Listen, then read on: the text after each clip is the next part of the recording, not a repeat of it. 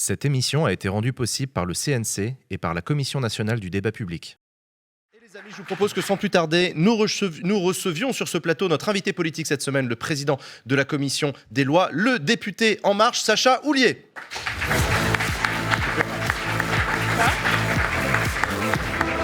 Bonsoir Sacha Houlié. Bonsoir Jean-Machier. J'ai 2 heures d'émission dans les pattes, je suis claqué. Sacha Houlié, pas député En Marche, mais Renaissance, puisque ça rename, même si ça change rien. Mais bref, merci beaucoup d'être avec nous. Pour vous présenter un peu rapidement... C'est quand même 100 députés de moins. Hein. Ça ouais, change c'est un vrai, peu. vous êtes pris une tôle un peu, ouais. C'est vrai, non, c'est vrai, j'avais oublié. Pour vous présenter un petit peu Sacha Houlié, on a Malek ici. Malek, vous vous connaissez avec Sacha Houlié ? On se connaît. Ah, raconte. On était membres tous les deux des Jeunes Socialistes, il y a maintenant près de 10 ans, ouais. On faisait partie, Sacha, donc on va se tutoyer, parce qu'on va faire de cinéma. On faisait partie de la même famille politique avec... T'as regardé, je fais la gueule. Voilà. C'est une vraie photo officielle de Malek et Sacha Houlié. Mais c'était pendant le quinquennat de François Hollande. Non, alors c'est pas Sacha à côté. Sacha était en tribune à ce moment-là. Je faisais pas la gueule pendant que tu parlais, Sacha. mais donc là, à ce moment-là, congrès des Jeunes Socialistes, on a fait partie donc, de la même famille politique. On était dans 2 courants différents, donc on avait des petites divergences, mais on faisait partie de la même famille politique. T'as créé les Jeunes avec Macron, t'as rejoint En Marche, et t'es toujours aujourd'hui membre d'une majorité qui a fait voter une loi immigration grâce au vote du Front National. Et même si tu as dit ton opposition, tu y es encore. Donc Sacha Houlié, même si on faisait partie de la même famille politique, pourquoi je suis resté un mec de gauche et pourquoi tu es devenu un mec de droite ? Alors, Sacha Houlié. Je suis pas sûr que tu sois resté un mec de gauche et je suis sûr que je suis pas devenu un mec de droite. Ça, c'est pour ma première réponse. Mais sur la loi immigration, moi, j'ai défendu une loi immigration dans laquelle on pouvait tout dire. Et effectivement, on pouvait dire, comme le défendait le ministre de l'Intérieur, que les étrangers qui sont des délinquants, on pouvait les reconduire, et donc on devait les reconduire y compris. Et j'ai défendu une mesure qui n'a pas prospéré dans sa façon finale, en disant que tous ceux qui étaient des travailleurs, en revanche, on devait les régulariser. Et j'y crois sincèrement, et d'ailleurs, vous voyez que le gouvernement essaie, parce qu'il n'a pas fait voter la loi qu'il devait faire voter sur cet article 3, celui qui devait régulariser les travailleurs dans les métiers en tension, ils essaient de récupérer tout le dispositif par d'autres moyens. Ils nous disent qu'il faut régulariser les médecins, il faut même en faire venir. Ils nous disent qu'il faut reclasser les métiers en tension et que dans la restauration, on a besoin de gens. Ils nous disent que dans le BTP, on a aussi besoin de gens. Et en fait, ils essaient de faire fonctionner la loi sans avoir voté la loi. C'est la circulaire d'application du ministère de l'Intérieur qui explique qu'il faut 10 000 régularisations. Donc, au fond, je me dis que j'avais peut-être un peu raison et qu'il aurait fallu faire preuve d'un peu plus de courage politique sur cette question-là. Et c'est ce que j'ai défendu jusqu'au bout, y compris en allant au bout de mes convictions, parce que j'avais dit qu'il y avait 30 mesures qui étaient anticonstitutionnelles. Elles ont été censurées pour ça. Vous faisiez partie de la bande de Poitiers. On appelait ça la bande de Poitiers, ce collectif de jeunes. Toujours parti, ouais. En plus, moi, je suis député de Poitiers, alors. Bah oui, député de Poitiers, mais dans la bande de Poitiers, il y en a maintenant qui soutiennent Jean-Luc Mélenchon. Et Aurélien Taché, ouais. Et du coup, comment est-ce que j'aurais pas pu soutenir Jean-Luc Mélenchon, j'ai trop de désaccords avec lui. Je trouve plus d'accord avec Raphaël Glucksmann d'ailleurs, sans pour autant voter pour lui, je tiens à le dire.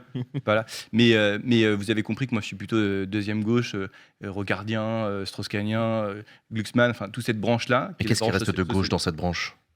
Je pense que pour la question de la dérégulation mondiale de l'économie notamment, quand on voit la façon dont les États sont dépassés sur toute la question des taxes, soit sur les super-profits, soit sur les transactions financières, soit encore sur toutes les mesures qui sont celles de l'impôt minimum qu'on a mis en place au niveau européen et qui avaient été préconisées par l'OCDE, on voit comme toute l'économie a dépassé les États, on a plutôt intérêt de s'entendre avec nos voisins si on veut contraindre aujourd'hui les grandes entreprises. Là, on a encore eu des annonces sur une nouvelle réforme de l'assurance chômage, la 3e depuis 2017, qui va encore durcir sur les plus précaires. Ouais. Qu'est-ce qu'il y a de gauche là-dedans ? Alors, sur la question des précédentes réformes de l'assurance chômage, l'idée était de dire, et c'est pour ça que les premières, je pense qu'elles avaient un intérêt, de dire qu'on avait un retour vers l'emploi. Donc on avait une réduction de la durée de cotisation par rapport à la réforme de 2008. Qu'est-ce qui s'était passé en 2008 ? 2008, le chômage explose, donc on assouplit les règles. Depuis 2019, le chômage baissait fortement, le chômage pour les jeunes et pour les moins jeunes, on va être poli avec les anciens. Et donc, on restreint les règles et ça fonctionne. Et il y avait cette dynamique de retour à l'emploi. D'ailleurs, on a nous-mêmes très très mal vendu la façon dont on a fait le RSA, parce que le RSA, l'accompagnement des bénéficiaires du RSA, c'est la garantie jeune ou le contrat d'engagement jeune pour tout le monde. Et c'est très bien. Et notamment, dans le département du Nord, vous avez grâce à ça moins 15 000 bénéficiaires du RSA, pas parce qu'on les a radiés, mais parce qu'ils ont retrouvé du boulot. Donc tout ça, ça allait. Aujourd'hui, la réforme qui est proposée sur l'assurance chômage, j'ai dit mes réserves ce matin, j'aurai l'occasion de les dire encore ce week-end. Je pense que c'est une mesure d'économie, ce n'est pas une mesure de retour vers l'emploi, et je pense que ce n'est pas une bonne idée pour cette raison-là. Sacha ? Mais alors du coup, c'est quoi la différence entre l'aile gauche de la Macronie dont vous vous reconnaissez et le PS ? Idéologiquement, c'est quoi votre Vous venez de dire que vous souteniez Glucksmann. Non, Ouais. c'est pas ce que j'ai dit. Vous avez dit Non, que vous étiez séduit par Glucksmann. Non, je dis que ce qu'il défend au Parlement européen est intéressant. C'est la raison pour laquelle j'ai proposé la loi sur les ingérences étrangères qui a été votée. Et ça pour le coup, c'est assez clair. Moi, j'ai fait campagne très activement dans mon parti pour que ce soit Valérie Hayé qui soit investie. Et d'ailleurs, elle a dit aussi ses proximités dans le début de la campagne avec Mais le candidat. du coup, il y a eu un peu de démocratie sur le choix de la tête de listes européennes quand même. Bah, je ne sais pas s'il y a eu de la démocratie, mais en tout cas, Cette phrase est folle, Sacha. en octobre, ça paraissait pour beaucoup de gens une idée un peu farfelue, et désormais, c'est notre candidate, donc ça prouve qu'on peut convaincre. Et d'ailleurs, si vous me posez la question à quoi je sers dans la majorité, dès l'été 2022, on avait poussé la taxe sur les super profits, donc la fameuse crime aujourd'hui telle qu'elle est proposée. Elle ne rapporte pas autant qu'on voudrait, 300 millions au lieu de 3 milliards. On nous a dit débrouillez-vous pour l'améliorer. Je vous assure qu'on a beaucoup d'idées et qu'on va le montrer. J'ai voté aussi les amendements sur les super dividendes. C'est pareil, ça aussi, ça fait son petit chemin. On s'aperçoit qu'il y a de plus en plus de députés qui, dorénavant, vont la soutenir. Et avec le député Marc Ferracci ou avec le député Jérôme Guedj, dans le dernier budget, on a réussi à imposer au gouvernement la baisse des allègements de cotisations. Donc, en fait, la baisse des exonérations sur les cotisations. On a récupéré 800 millions d'euros au budget de l'État sur ce sujet, sur un sujet sur lequel on se battait maintenant depuis 4 ans. Donc, je comprends que pour ce sujet-là, et pour beaucoup, c'est pas forcément visible. C'est du combat de rue quasiment au Parlement où on sort de son bureau, les armes à la main, du Parlement. pour se battre. Safia. Ouais, moi j'ai l'impression que là, vous avez parlé de la loi sur les ingérences étrangères. J'ai l'impression que c'est la dernière tentative de la Macronie pour essayer de tenter une esquisse de combat contre l'extrême droite par rapport à Poutine et les liens avec le Rassemblement national. Mais moi, je vais vous dire quelque chose. J'ai partie d'une génération qui a été marquée par la violence politique de la Macronie suite à la réforme des retraites, suite au traitement des jeunes des quartiers populaires, suite aux révoltes pour Naël, et par la loi immigration. Vous savez, moi, je suis binationale, je suis franco-algérienne, et cette loi, elle a été d'une violence sans nom, en fait, pour nos grands-parents, nos parents, et moi, j'ai l'impression d'être sur un siège éjectable. Vous avez dit eh bien que vous avez voté contre, vous hésitiez à démissionner, en réalité, vous êtes resté. Non, j'ai pas dit que j'ai hésité à démissionner. En fait, c'était pas sûr. Et puis, en fait, finalement, on apprend que vous étiez peut-être effectivement dans l'attente d'un poste ministériel. Au final, monsieur Houllier, est-ce que vous n'êtes pas simplement dans une démarche carriériste ? Ouais. Alors, je vais répondre à vos trois sujets. D'abord, sur la question de la réforme des retraites. Moi, je veux bien qu'on raconte. Et moi, c'est pour ça que j'ai plaidé pour qu'on dise la vérité dès le départ. Il n'y avait pas suffisamment d'argent pour assurer la retraite de tout le monde. Donc on n'avait pas 10 000 choix. Il y avait un allongement de la durée de cotisation qui ne rapportait pas assez. Et il y avait une question de la report de l'âge légal. C'est ce qui a été choisi. Et on est allé au bout des choses en l'assumant, en disant pour que tout le monde ait une retraite, il faut cotiser un peu plus. Ça, c'est la première chose. On assume. Et pour le coup, j'assume ce vote, même s'il ne plaît pas, même s'il est déplaisant, même si pour le coup, il n'est pas populaire. Le Conseil d'orientation des retraites ne décrivait pas ce scénario catastrophique. Il n'empêche. Pour le coup, et dorénavant, le Conseil d'orientation des retraites dit que ça ne suffit pas pour... C'est normal, vous avez changé tout le monde. Alors, j'ai pas ce pouvoir perso. Sur la question de l'affaire Naël et de la question dans les quartiers populaires. En tant que président de la commission des lois, j'étais le premier non seulement à aller visiter l'IGPN pour regarder ce qu'il faisait, la façon dont il conduisait les enquêtes, et on a conduit la première mission de contrôle en convoquant la directrice de l'IGPN et le directeur de l'IGGN devant la commission des lois, toute question ouverte pour que le Parlement joue son rôle de contrôle sur ce sujet. Donc j'ai bien conscience qu'il y a parfois... J'ai bien conscience, sans dire parfois, qu'il y a une confiance qui est rompue entre une partie de la jeunesse et les policiers. Et c'est aussi mon rôle que de travailler pour que chacun puisse expliquer sur ses missions la façon dont les policiers qui fautent sont poursuivis et la façon dont ensuite ils sont sanctionnés. Et ils doivent l'être. Donc ça, c'est un élément. Sur la loi immigration, pourquoi je suis allé au bout ? Parce que je vous ai dit que j'étais convaincu sur le fait qu'il fallait faire les deux. Et donc, effectivement, qu'il fallait considérer les étrangers pour ce qu'ils faisaient plutôt que pour ce qu'ils étaient. Donc, plutôt qu'on dise « vous êtes étranger, donc vous êtes mauvais », est-ce que vous êtes étranger, donc est-ce que vous travaillez ? Oui. Est-ce que vous méritez des papiers à ce titre-là ? Oui. Est-ce que vous commettez des actes de délinquance ? Oui. Est-ce que vous méritez d'être reconduit pour ces raisons-là ? Oui. Et donc de cette façon-là, c'est une façon d'aller au bout des choses en disant on vous intègre comme tout le monde et on vous sanctionne comme tout le monde ou on vous récompense comme tout le monde pour l'attitude que vous avez. Pas comme tout le monde, c'est une double peine. Je ne vais pas esquisser la dernière question que vous avez posée. Vous avez posé la question des postes ministériels. Oui, moi je suis passionné de sport et donc quand il y a eu l'opportunité d'aller au ministère des Sports au moment de la loi JO, oui, j'ai cédé aux sirènes parce que honnêtement, je suis fan de l'Olympique de Marseille, je suis fan de moto, je suis fan de tous les sports, je fais tout le Tour de France, y compris maintenant dans les voitures. Voilà. Donc j'aurais kiffé. Mais voilà. alors, monsieur Donc Houllier, je cède à ce reproche. Est-ce qu'être fan de l'Olympique de Marseille, c'est devoir totalement rompre avec la séquence politique qu'a été la loi immigration? Je rappelle quand même que vous avez dit quelque chose là qui était important, c'est il y a d'un côté les travailleurs immigrés et d'un côté, vous savez, tout l'imaginaire autour des immigrés délinquants.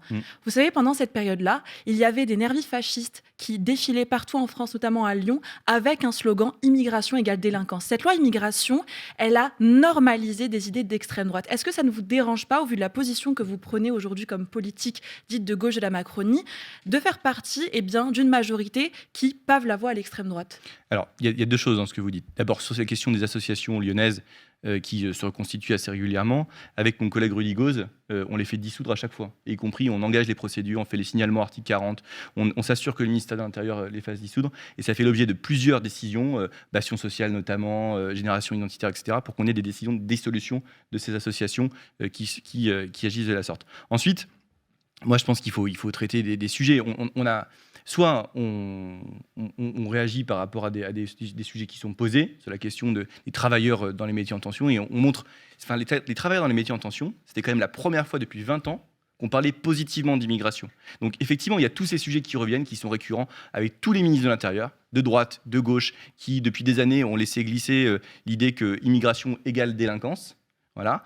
Et nous, on a voulu porter dans la loi un message nouveau qui n'avait jamais été porté jusqu'à présent, jamais en tout cas depuis le gouvernement de Lionel Jospin, que oui, il y avait un bon visage de l'immigration en France et que c'était presque aujourd'hui la majorité des personnes qui sont concernées par cela. Bon, avec les résultats qu'on connaît, mais c'est au moins le discours qu'on a tenu et sur lequel on s'est engagé. À la fin, quand même, je rappelle que la motion de rejet préalable, le fait qu'on n'ait pas examiné le texte en séance, il a été voté et par la gauche, et par le RN, et par les Républicains. Et c'est comme ça qu'on s'est fracassé. Parce que le texte qui sortait de la commission des lois, il prévoyait la mesure que je vous... C'est quand même très étrange parce qu'on a en face de nous un président de la commission des lois qui est censé être une cheville ouvrière du travail politique du gouvernement, et vous êtes en désaccord avec le gouvernement sur plein de trucs. Et ça vous multipliez les points de désaccord. Non mais qu'est-ce que ça dit sur le rôle du Parlement ? Le président de la République, le Premier ministre, Gabriel Attal, peuvent très bien en fait ne pas être d'accord avec le président de la commission des lois. Après tout, on s'en fout. Non, on peut gouverner ce pays sans le Parlement, on s'en branle. D'abord, ça veut dire que vous avez, quand on a fait le renouvellement du Parlement, il y a eu un renouvellement total.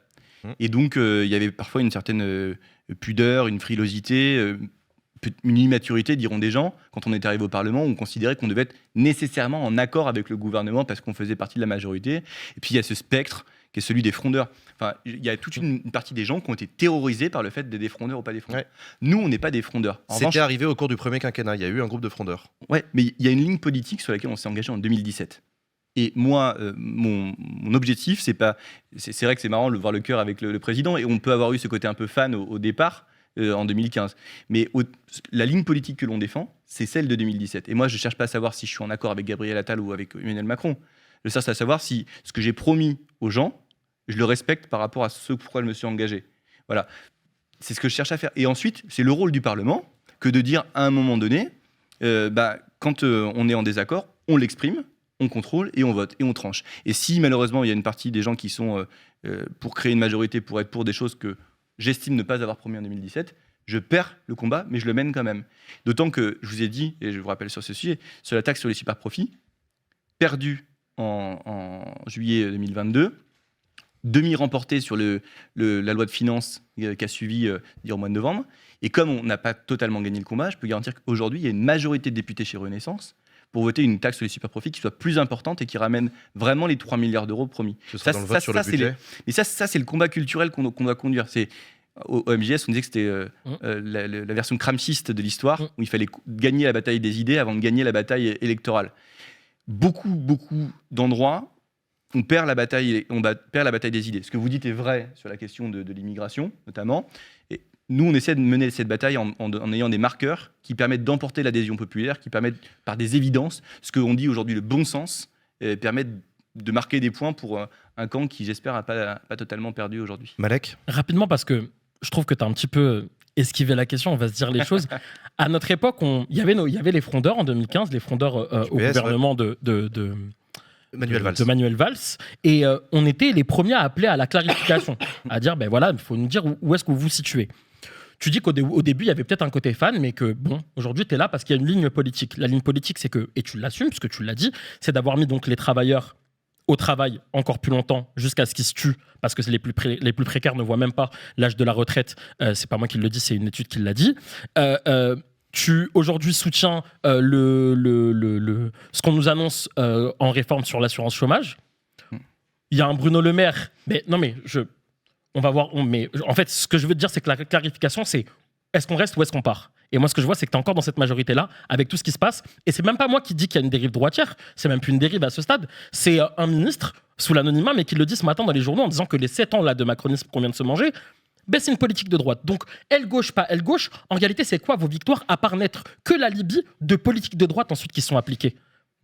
Alors, d'abord, sur la question de ce que tu as dit sur les retraites. Heureusement, l'espérance de vie en France te contredit sur la question de dire est-ce qu'on peut travailler plus longtemps ou pas. D'ailleurs, il y a aussi une fausse promesse qui a été faite par nos aînés, et je ne veux pas rentrer dans un conflit générationnel, mais on pourrait, et je dis mais on pourrait, parce qu'on a peut-être fait des promesses à toute une génération qui a mieux vécu que nous, qui est une génération aujourd'hui qui est à la retraite, et nous, on paye les pots cassés de tout ça.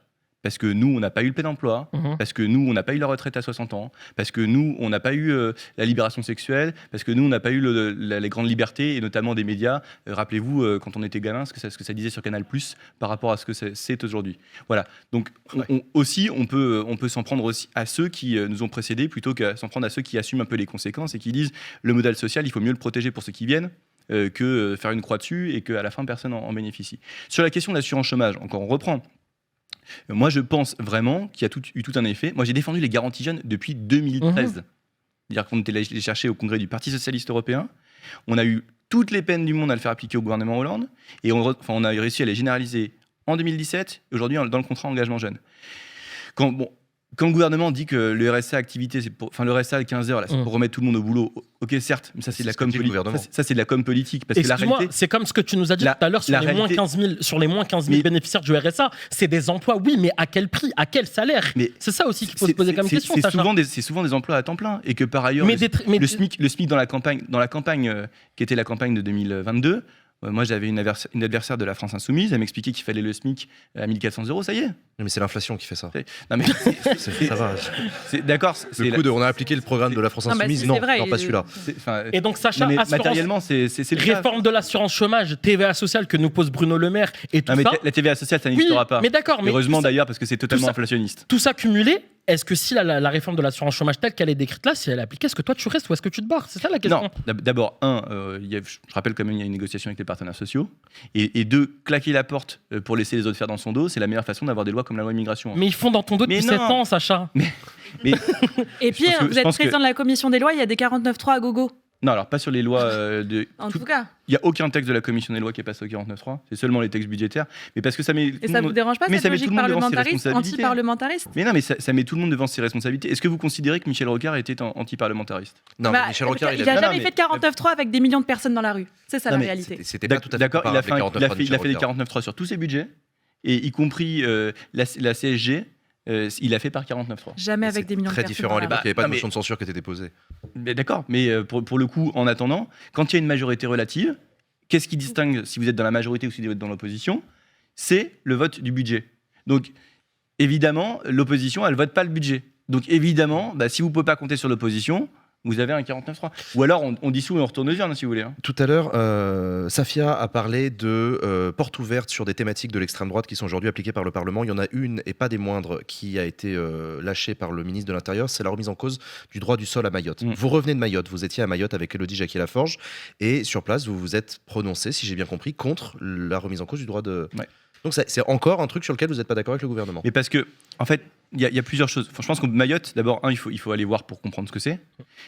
Mayotte, il faut comprendre que, alors ça va pas plaire à tout le monde, mais il y a une pression migratoire folle. Mais il y a tout. Il y a une pression migratoire, il y a une pression démographique, il y a plus d'eau.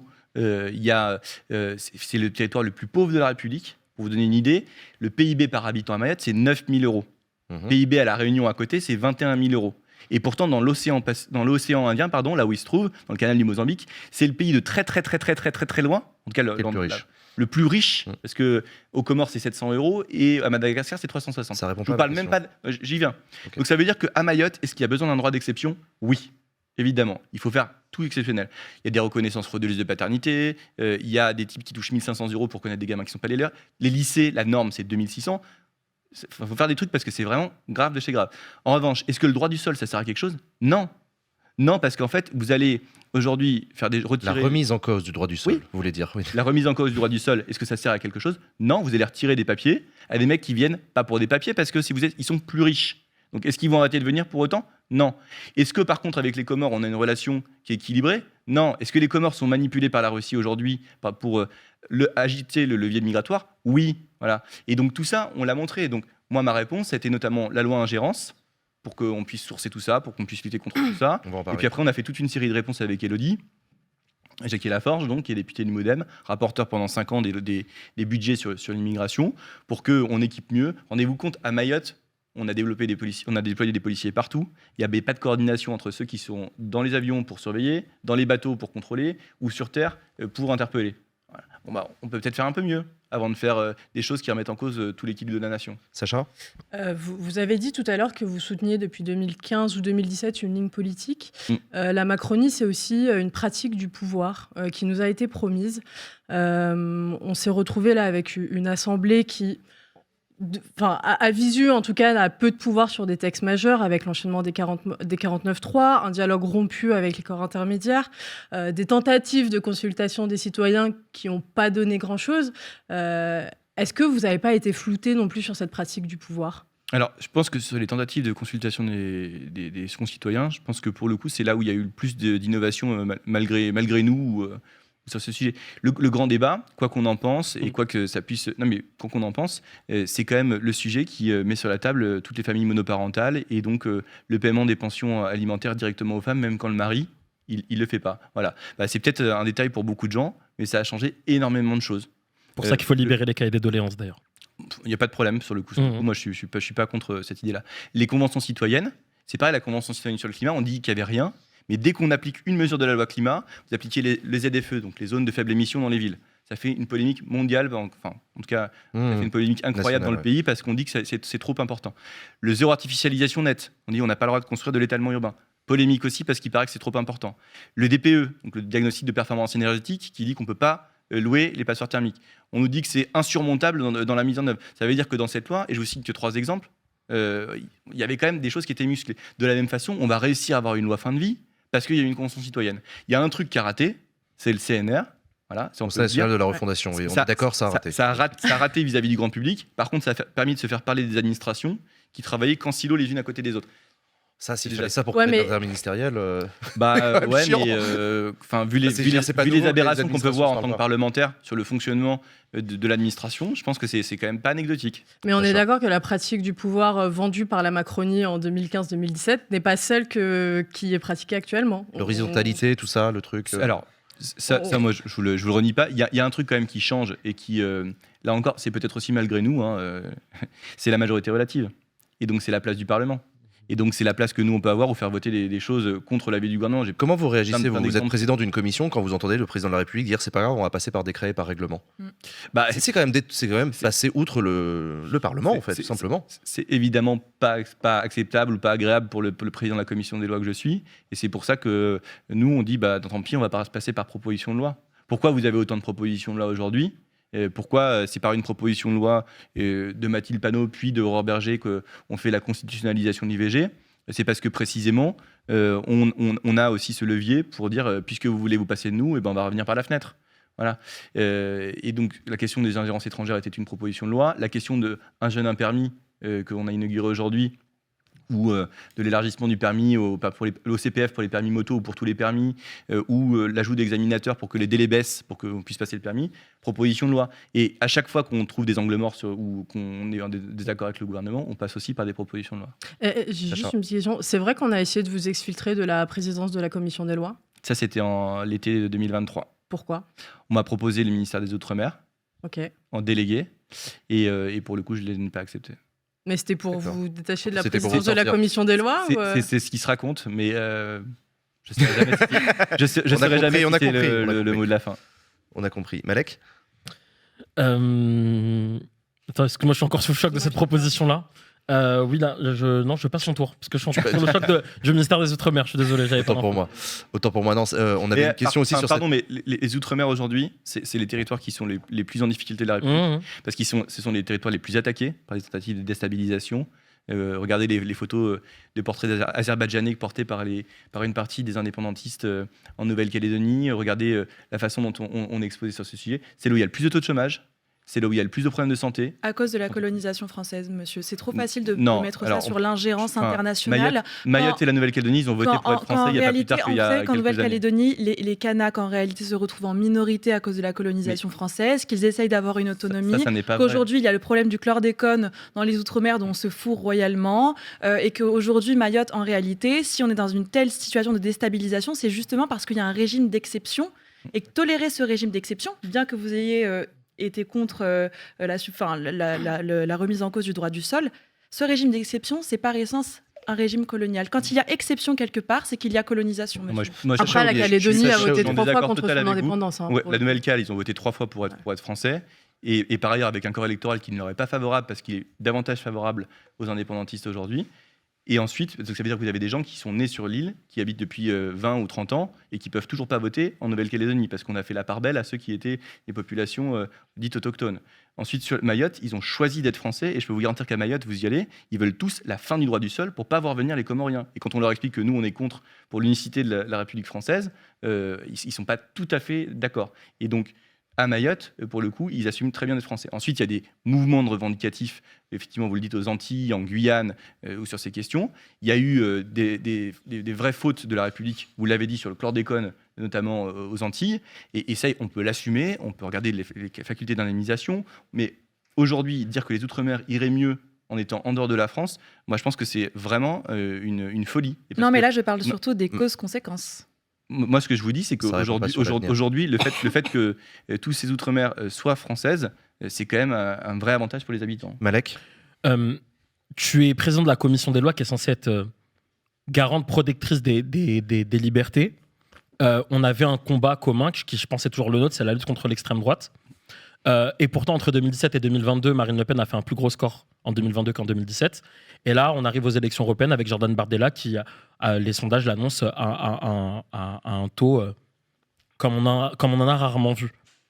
Est-ce qu'il n'y a pas un constat d'échec ? Forcément, moi, je ne vais pas te dire qu'on en a gagné alors qu'on est loin derrière. En revanche, est-ce que aujourd'hui, on a amélioré le chômage des jeunes ? Oui. Et donc, ça veut dire qu'il y a beaucoup de jeunes qui sont dans une meilleure situation. Est-ce qu'on a fait une réforme des bourses qu'on promettait aux gens depuis 30 ans, notamment à la fois sur l'effacement des seuils et aussi sur l'augmentation des bourses ? Oui. Est-ce qu'on a travaillé aussi sur des mesures qui sont, en termes, et je vous ai cité la loi climat, et je rappelle encore qu'il y a beaucoup de gens qui critiquent aujourd'hui la climat. Pour l'intégralité des Français, à chaque fois qu'on applique une mesure, c'est déjà trop. Voilà. Donc, est-ce qu'on est allé loin sur ces sujets-là ? Oui. Donc, est-ce qu'on a porté des combats politiques qui représentent les sensibilités auxquelles toi et moi on a appartenu, et en tout cas qui moi j'identifie comme étant aujourd'hui le centre-gauche? Oui, je pense qu'on a toute une série de choses où on peut être très fier et avoir la tête haute sur cette question. En revanche, est-ce qu'il y a aussi un débat politique qui fait la part belle aux idées de l'extrême droite? Oui aussi. Voilà, on parlera certainement de stup aussi sur cette question. Oui. Mais ça, il y a toute une partie où on ne peut pas mener la bataille tout seul. Et par ailleurs, il y a une folie qui est la façon dont les forces qui pourraient s'entendre ou qui devraient s'entendre, à l'allemande, préfèrent se faire la guerre entre eux plutôt que de taper sur ceux qui, à mon avis, sont dangereux. D'un côté, l'extrême droite et de l'autre côté, l'extrême gauche. Je fais souvent une analogie. Wow. Non, mais... C'est un peu facile de dire ça. Mais non, mais c'est un peu chaud quand même de les renvoyer dos à dos les deux. Non, mais pardon, mais quand vous entendez, il y en a qui sont C'est très universalistes, qui sont défenseurs de la C'est très République. bah, il faut voir les votes à l'Assemblée. Enfin, souvent ils votent main dans la main, les amis. Enfin, Pas moi, pour je les veux mêmes bien. raisons, mais pas pour les mêmes. Non, ils votent pas main dans la main. Ce n'est pas vrai. Non, c'est pas main dans la main qu'ils votent. Mais quand Ils votent de manière similaire. Quand ils s'applaudissent les uns et les autres, si, moi, je suis désolé, ils votent main dans la main, ça. Quand la arrive. loi immigration est votée avec les voix du RN, Mais quand la motion de rejet préalable, la motion de rejet Ouais, préalable c'est sur les vrai, mesures que j'ai défendues, je vous ai dit qu'elle avait été votée par. Mais heureusement Par la qu'il y a des gauche. voix dans la majorité comme celle de Clément Beaune qui sont en total désaccord avec ce que tu dis et qui ne mettent pas d'équivalence entre ce que tu J'ai appelles pas dit que je l'extrême mettais gauche. une équivalence, j'ai dit qu'il y avait un problème avec l'extrême droite et qu'il y avait un problème avec l'extrême gauche. Parce que je pense que l'extrême gauche, aujourd'hui, les propositions de Jean-Luc Mélenchon, elles sont celles qui interdisent un retour de la gauche au pouvoir. Alors, Mélenchon, c'est pas l'extrême gauche. mais C'est pas mon avis. Comment est-ce que vous vous positionnez sur le fait que le legs politique d'Emmanuel Macron sera sans doute l'arrivée au pouvoir de Marine Le Pen ? Bah, si on se dit 3 ans avant que c'est fini et qu'on a perdu, On va vers ça. Non, mais on rentre chez nous dans ces cas-là. On met la Le main dans fait les que poches, monter dans les c'est pas grave. sondages, elle est complètement acceptée dans le paysage politique, le gouvernement fait rien, dans le paysage médiatique. Mais pardon, est-ce que c'est que le gouvernement qui doit faire? Ou est-ce qu'on est tous En responsables de l'occurrence, ça? oui, c'est au gouvernement. Non, mais Il y a des non. pouvoirs. Hein. Enfin, c'est la Non, mais ça, majorité. c'est Pas nous dire à nous facile, qu'on mais- est Mais co-responsable. je vous dis pas que vous êtes responsable. Je vous dis, est-ce qu'on se dit collectivement, c'est au gouvernement, c'est lui, et puis c'est bon. Dans ce cas-là, moi, je suis pas au gouvernement, et puis on se débrouille, quoi. C'est pas Mais grave. vous nous avez Ça. demandé de voter pour vous en vous vendant comme le rempart à l'extrême droite. Il y a quand même une grosse part du taf, je veux pas dire. Hein. Ouais. Bon, rempart, finalement, marchepied, voilà, c'est juste ça. Bah, moi d'abord, j'ai pas l'impression d'être le marchepied de l'extrême droite. Je pense que je prends suffisamment sur moi, y compris dans les désaccords que vous avez pointés sur cette question. Ensuite, j'ai redit que, y compris, je me suis fait engueuler parce que je n'avais pas voté pour les équilibres politiques de l'Assemblée sur ces questions-là. Donc, et encore une fois, je suis pas sûr que l'extrême droite il soit ultra favorable à ce que je dis sur la loi climat, au développement de l'énergie éolienne, aux régulations européennes, au transfert de compétences qu'on a fait en matière sanitaire, en matière d'impôts ou en matière de plan de relance. Enfin, il y a plein de choses sur lesquelles on a aussi porté l'offensive qui sont pas du tout, mais alors pas du tout, les opinions de l'extrême droite. Dernière question, c'est quoi votre avenir à vous personnellement ? Vous allez continuer à être président de la commission des lois jusqu'à la fin du mandat ? Vous aspirez à faire quelque chose d'autre ? Ah, mais là, Jean, vous me demandez d'avoir une boule de cristal à Madame Irma. Enfin, franchement. Non, mais c'est quoi vos envies ? C'est quoi vos ambitions ? Moi, quand j'étais. Avant d'entrer à la fac, je voulais être avocat, donc je suis devenu ensuite. Ensuite, quand j'étais jeune étudiant, je me dis un jour je serai député. Donc je pensais plutôt à 50 ans ou 60 ans qu'à 28. Et après, si je dois vous donner mon troisième rêve, c'est président de l'Olympique de Marseille. Alors, je sais pas si ça arrivera un jour. Non, mais Non, Tu mais veux déloger c'est Pablo important Longoria. d'avoir des rêves. Non, mais sérieux, mais enfin, donc est-ce que je resterai dans la politique après? J'en sais rien. Enfin, honnêtement, je sais pas. Et après, peut-être que j'aurai envie de rester dans la politique pour localement aller faire quelque chose pour ma ville, pour rester au Parlement pour mener le combat si jamais le désastre que vous me prédisez arrive. Enfin, sincèrement, j'en sais rien. Merci beaucoup. Sacha Houlié d'avoir Merci. accepté notre invitation sur le plateau de Backseat. Merci d'être venu.